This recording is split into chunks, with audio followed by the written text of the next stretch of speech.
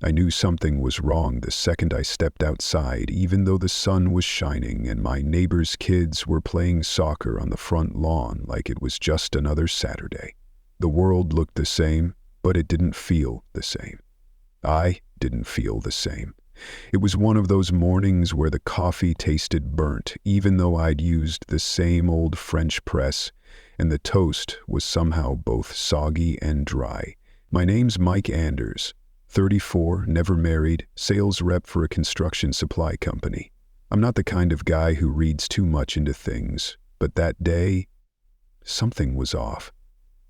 My phone buzzed with another group text from my brother Tyler, asking if I was still planning to come over for the barbecue, but for some reason I just stared at the screen, unable to answer. The first thing that caught my eye as I stepped onto my porch was the tan military van parked way too long on the corner. We don't get much military out here, just suburbia and endless minivans. But there it was, engine idling, two guys in camo talking quietly inside. It was probably nothing, I told myself, but I'd been seeing more of them lately, like the world was quietly getting ready for something big, and nobody wanted to say it out loud. I took out the trash anyway, because that's what you do. I waved at Mrs. Cooper, the old lady next door who always waters her plants in her robe, but she didn't wave back. She was looking at her hands like she'd forgotten what they were for. As I walked back up my driveway, I noticed a dark smear on the curb. I bent down to look. Blood. Not a ton, but enough to make your stomach drop. Maybe a raccoon, I tried to tell myself, but it didn't look like animal blood. It looked fresh, sticky, and way too red. The kind of thing you see in the ER, not on Maple Lane. I wanted to text Tyler, but what would I even say? Hey, man. Something's off with the world today? I dropped it and went back inside. My phone started acting up around noon. First it froze, then it started spitting out weird emergency notifications, then nothing. When it did work, the news was a mess. One channel said it was just a flu outbreak in a city I'd never heard of. Another said violent incidents were increasing. Facebook was full of rumors. Instagram was silent, except for people posting old memes and stay safe stories. The government account posted some generic warning about avoiding large gatherings and awaiting further instructions. Nobody wanted to say what was really happening.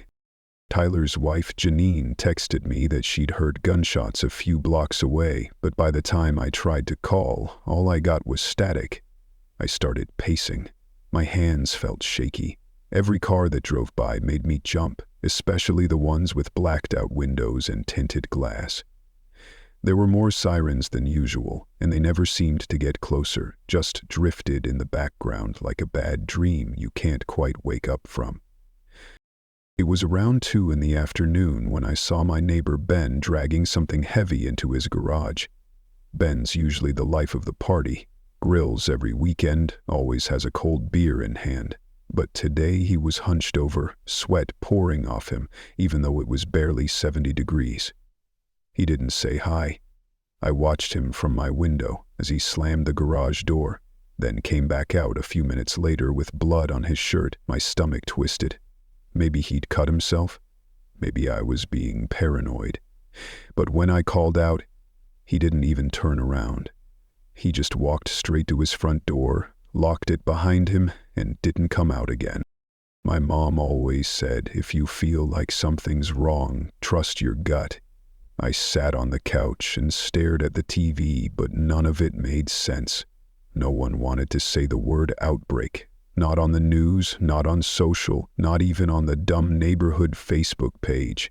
But I could see it in people's eyes when they walked their dogs, eyes darting, fingers wrapped tight around leashes.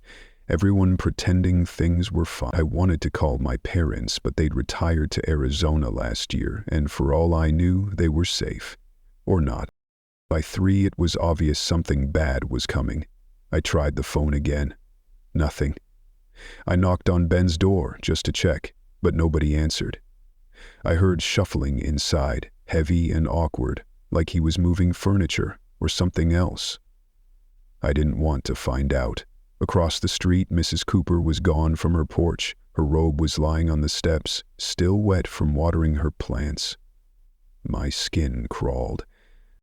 I started thinking about supplies, food, water. I grabbed my old baseball bat from the garage. I texted Tyler, "Don't go out, something's wrong." The message never sent. I locked my doors, dragged the kitchen table against the back window, and closed all the blinds. My house felt suddenly huge and empty, like the air had been sucked out. I checked the locks twice, then 3 times. I filled the bathtub with water because I'd seen it in a disaster movie once. I thought about what I'd say if someone knocked. Would I answer? Would I let anyone in? As the sun set, the military van was still there, engine running. The men inside didn't move. I watched from the upstairs window, heart pounding, hands gripping the baseball bat like I was 12 again and terrified of the dark.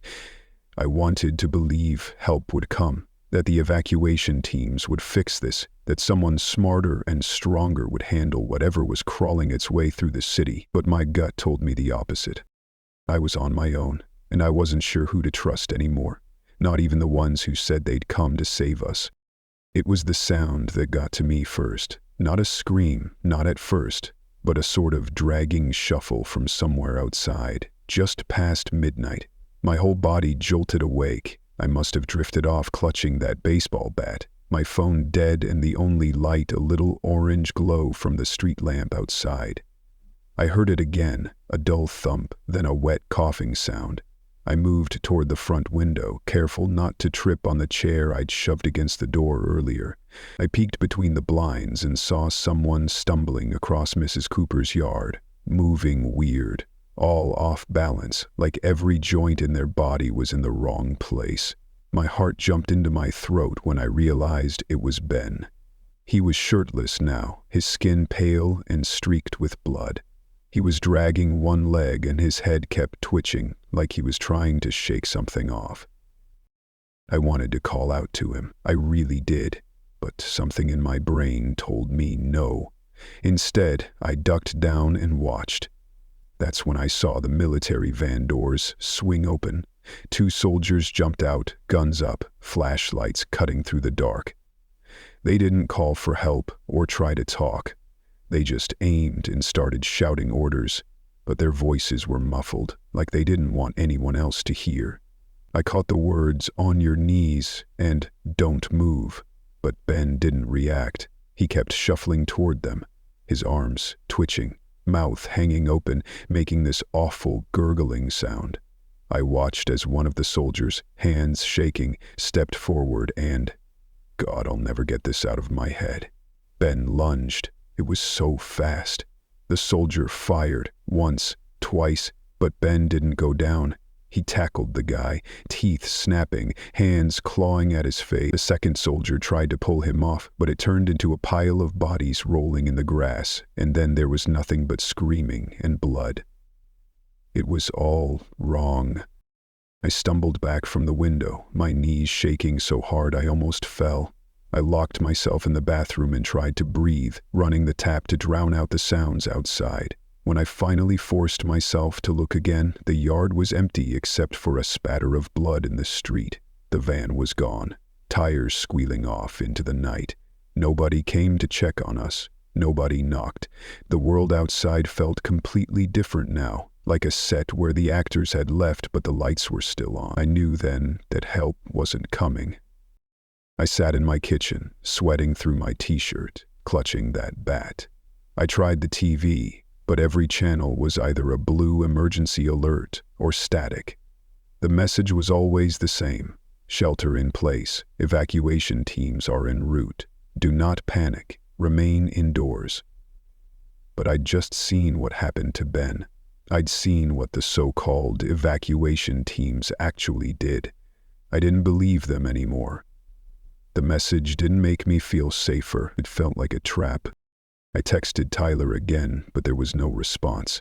I scrolled through old group chats, reading messages from friends and coworkers, trying to spot some sign that anyone else was seeing what I was seeing. There was nothing new, just ghost towns of unread texts and little profile pictures frozen in time. I sent a message to Janine. Lock the doors. Don't trust anyone in uniform. Something's wrong with Ben. Call me if you get this. It felt like screaming into a black hole. Then the power flickered and the house went completely dark. I sat there, holding my breath, counting my heartbeats. Outside I heard another sound. A high, broken wail. Not a siren. Not an animal. Someone was begging, voice cracking for help. I crept to the back window, the one over the kitchen sink, and peeked through the blinds. It was Mrs. Cooper, or what was left of her. She was crawling on her hands and knees, dragging herself up my driveway, her mouth open and face streaked with blood. She looked right at me, eyes cloudy, mouth working like she was chewing on air. "Please," she gasped, "let me in." But her hands were bent at the wrong angles, and when she tried to stand, she fell, face first, into the grass. Then she started clawing her way up again, slower, groaning. I almost let her in. I almost opened the door, but something, call it instinct, call it fear, made me stop. I watched her from the crack in the blinds until she crawled back into the shadows and disappeared. That's when I realized this wasn't the flu, wasn't some normal outbreak. Whatever it was inside people now, changing them. I could see it in their faces, the way they moved, the way they didn't bleed right when they got hurt. I thought about the news, the government warnings, the soldiers who showed up too late and left too early. I realized they weren't here to help us, they were here to cover something up, or to clean it up. We were on our own. I spent the next hour moving through the house, making sure every door and window was locked. I dragged furniture across the sliding door. I filled every container I could find with water. I looked for candles, flashlights, even the old camping lantern in the garage. I set my dad's hunting knife on the table next to me. The street outside was silent now, too silent. Like the world was holding its breath. I tried to remind myself I was still alive, that I could get through this if I just kept my head down. But every time I closed my eyes, I saw Ben's twisted face and Mrs. Cooper's bloody hands. I didn't sleep. I just waited for the sun, praying it would rise on a different world. But in my gut, I knew whatever was happening out there, it was only just beginning. And the people in charge weren't coming to save us. They were making sure we didn't make it out.